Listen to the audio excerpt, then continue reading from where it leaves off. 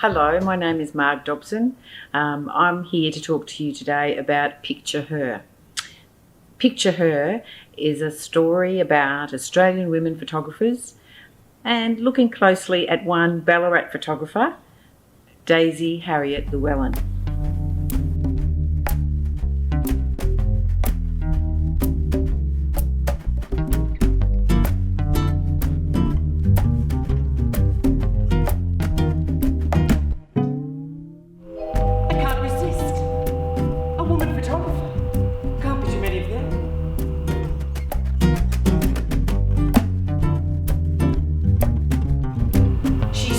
Developed the art of colouring photographs to such a degree that she is known all over Australia. Bingo!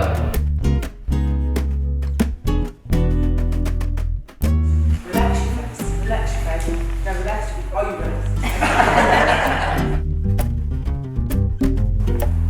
Why is Daisy listed as a widow, but we can find no proof of a marriage? We put this photograph next to the TV so we could look at her at any moment. And we did.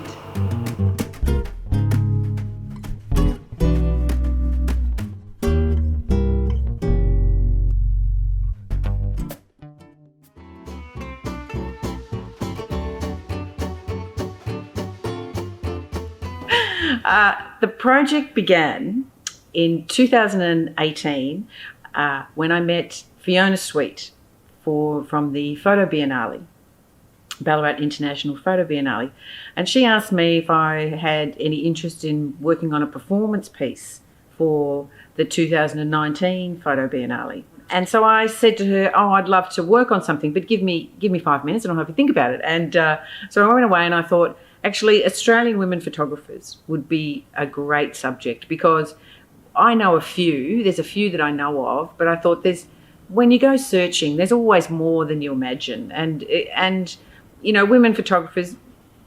My work has been largely involving discovering and finding out about other women performers, the women of the goldfields. You know, I have lots of interest in that sort of area as well. So I thought, no.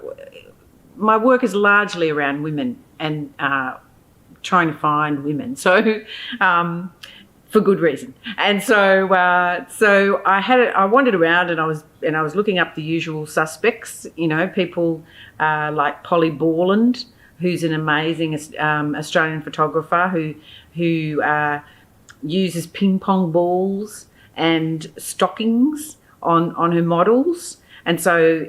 That's in her later work, and that's really a fantastic look at the image of women. It's distorting that image of women, and there's lots of women photographers who've done that. So I thought, oh look, there's heaps of material here. I'll be fine. And then I met Heather Horrocks, who previously lived here in Ballarat and has moved back to Ballarat. And I told her about my project, and she said to me, "Have I told you about Daisy?" And I said, "No, you haven't told me about Daisy." And then our whole adventure began. Daisy Harriet Llewellyn lived in Frank Street in Ballarat. We've got her located there between the 1920s and the 1950s. But what the most interesting thing is that Heather was given a box of glass plate negatives in the 1970s. Somebody had cleaned out a shed, found all these glass plate negatives and thought, Heather will know what to do with these. So gave them to Heather. Heather looked at them and thought, I wonder who this photographer is. So her and her husband Bill put on an exhibition at the Begonia Festival here in Ballarat and had the photos printed, and people from the Begonia Festival identified Daisy as the photographer. But that was about all the information they got at that stage. Printing the negatives, the glass plate negatives, which is really important because, of course, they're very delicate. That was the most important thing that she did then. And then she moved back to Melbourne for other work. So for 30 years, they sat in a box. When she came back to Ballarat, she thought, maybe I should look in this box and maybe I should try to find out about Daisy. And that was the collision between her thinking and having discussed with some people here in Ballarat and me wanting to do a show about women photographers. So that was where the explosion happened.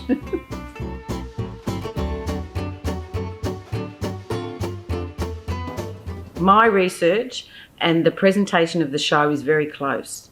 So and it's a great way to uncover, because of course obviously doing the research on Trove, museums, books, talking to people,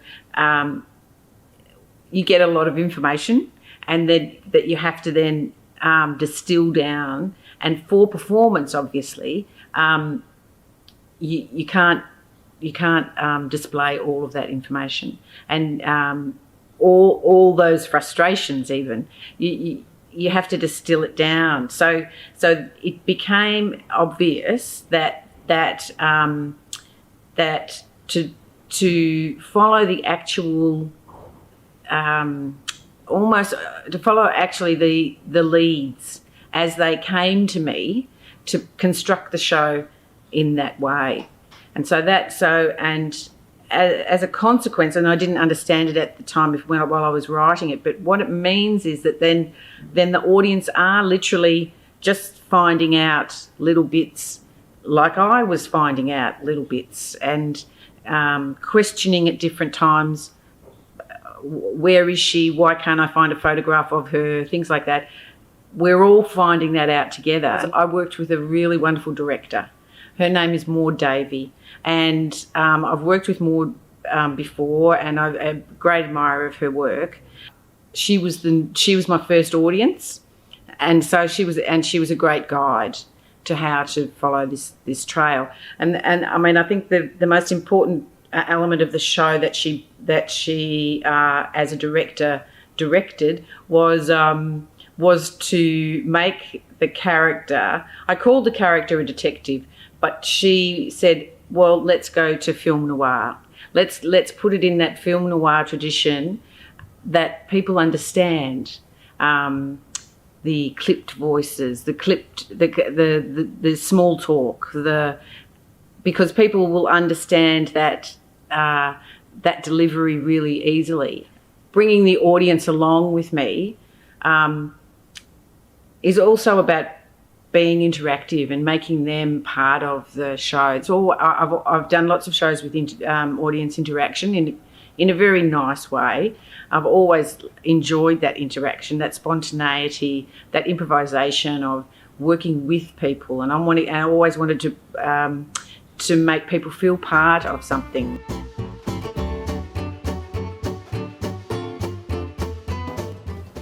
Oh, favourite archive find.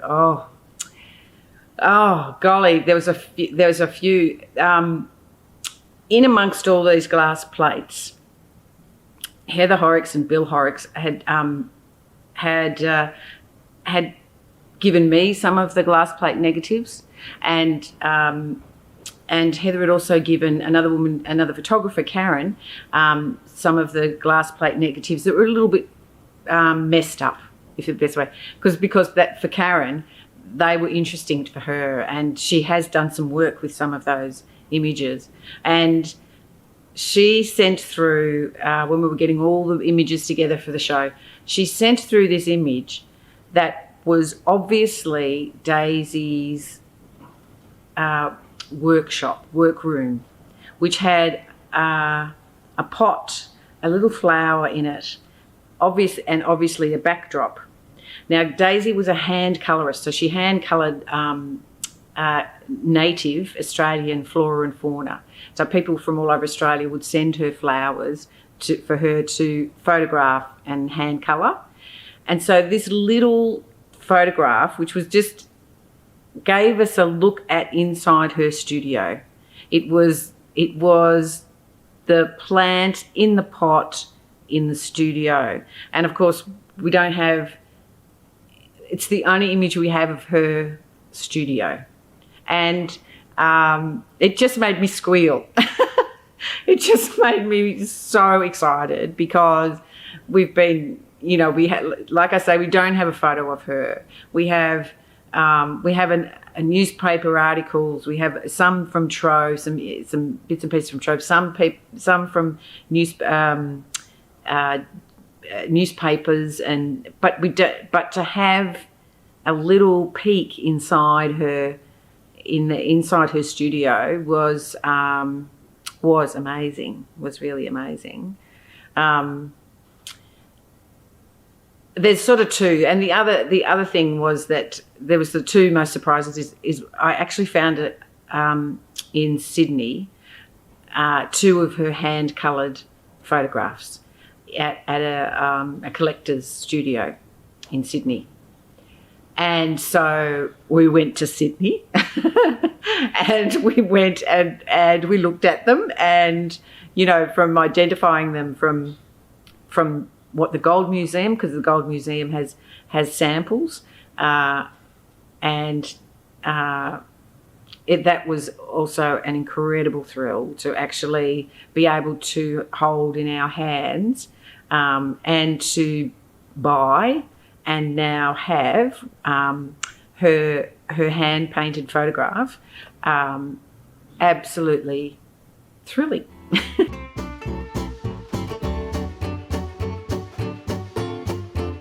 The show is actually, it's based in fact. We know she lived in Frank Street, and we know she had her studio in Frank Street. But I had to use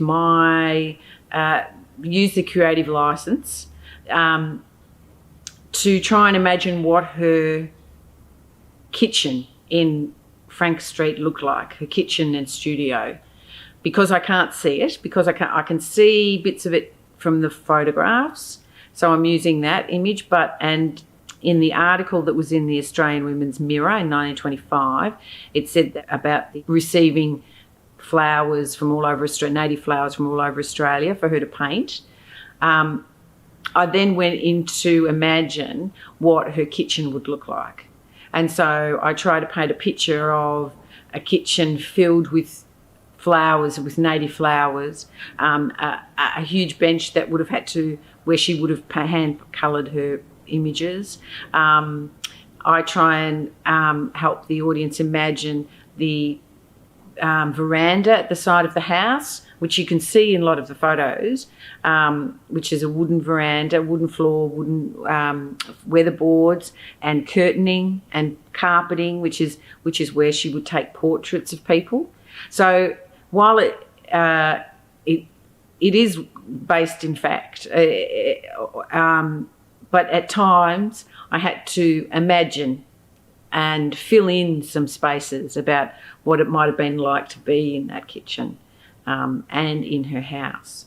So, but working with facts has never held me back or been an interference at all. I find finding out about the facts actually quite thrilling because they give you something solid. They give you something really solid to work with, and helps everybody imagine what it might have been like. So I didn't find the facts. Like I said, though, you do have to distill. You can't give every fact that you have. The show would go for 2 hours.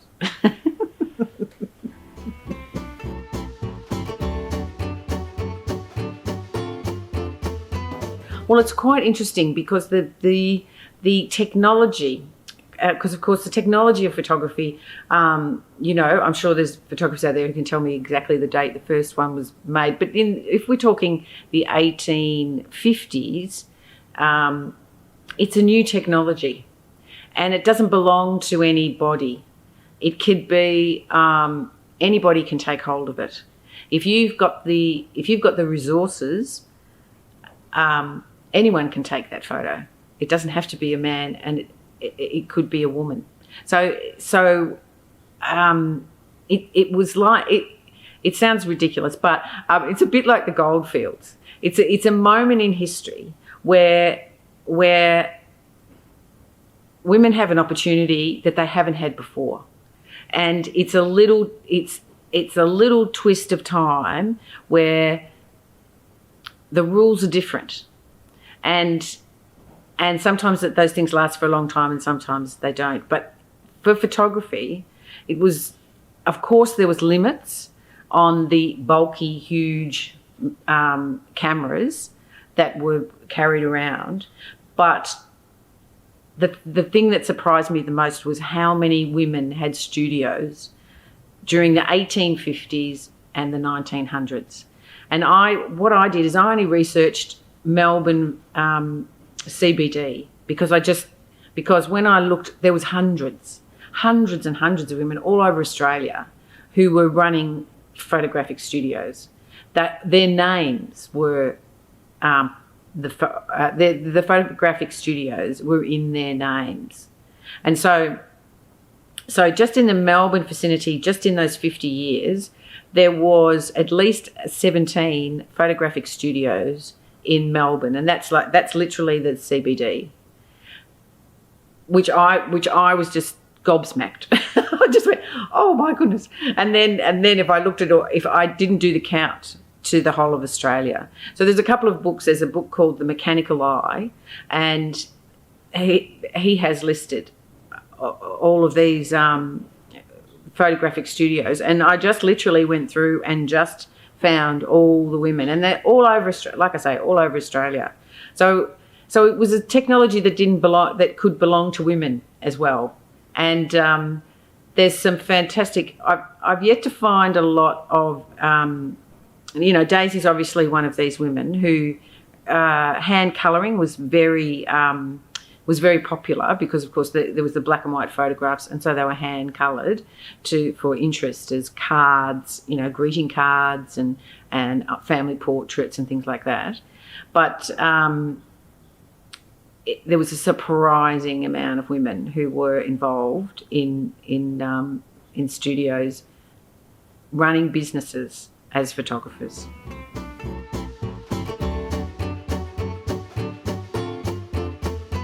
Many people find their information and find their joy through books or photographs or films.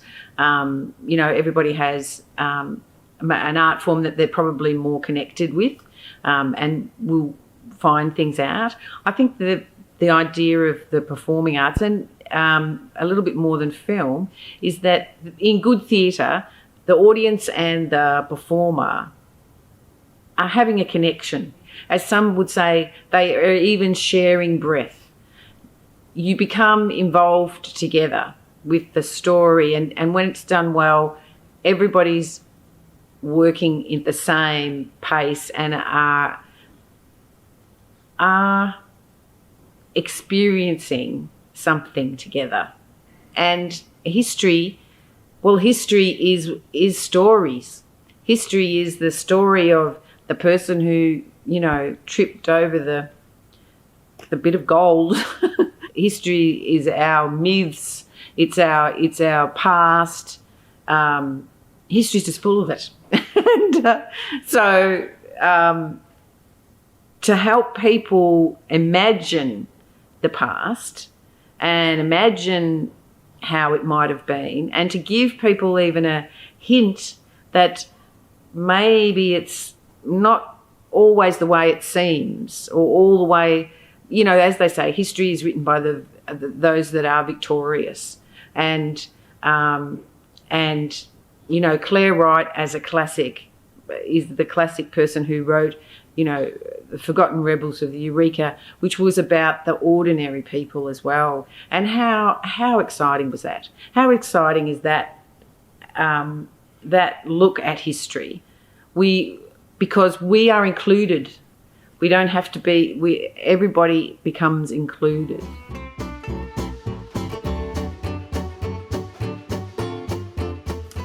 People want to know, at the end of the show, I had a slide to be continued, because, of course, the show was, I had to stop researching the show at a particular time to rehearse it, to put it on. So the question that I get asked most is when's part 2? Like where they want to know, well, what happened to her? What happened to Daisy? What else did you find out about her?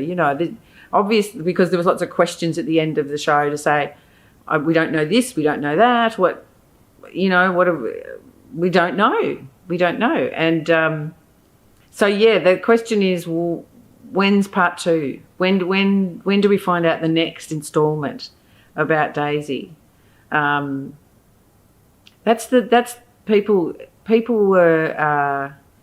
were gripped by her story, because it's a story of a woman who is not, you won't find her in any book. I haven't yet, and you can never say never, but I haven't found her in any books listing Daisy Harriet Llewellyn as a photographer in Ballarat. It's only through the research, the glass plates coming to the surface, and Heather going to the Gold Museum and finding examples there, and Fed Uni and Claire Gervasoni putting her on Wikipedia. So there's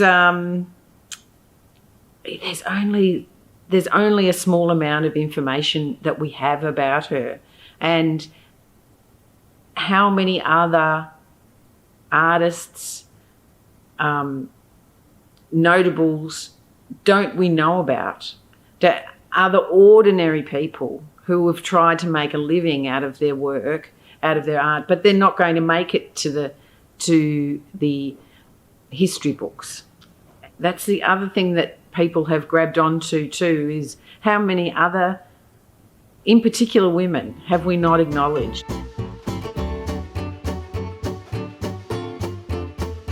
So since then, the most exciting things, I'd have to say for the part 2, in the long run, is her family made contact with me. Her second cousins, who just have, and I hadn't gone down the family track yet because I just had to stop where I had to stop. But they, her relative, her second cousin in Bendigo, saw the notice about the photo biennale, and so she made contact. So I met her two of her second cousins, and that was a most wonderful meeting, because they don't have any of her work. They knew that she was a photographer, they knew that she hand-coloured photographs, but because there's such an ephemeral material, they were thrown away. So for the family members, it was astounding for us to be able to show all that we had of her work. And so those conversations are continuing, and so we have more information about, namely her sister, Letitia, who lived in the same street, in Frank Street. So that's a whole family area there. So I've been asked to perform the show. Last year I was asked to perform for the Photo 20, it was called Photo 2020, and it's another photo festival. I was asked to perform at Footscray Community Arts Centre, and that was supposed to happen in June of 2020, but of course that's been cancelled. So now it's going to be on in February 21. What I did is I applied for some money through Regional Arts Victoria, and I was successful and got a grant to work with Maud Davey, my director, and Michelle Dunn, photographer.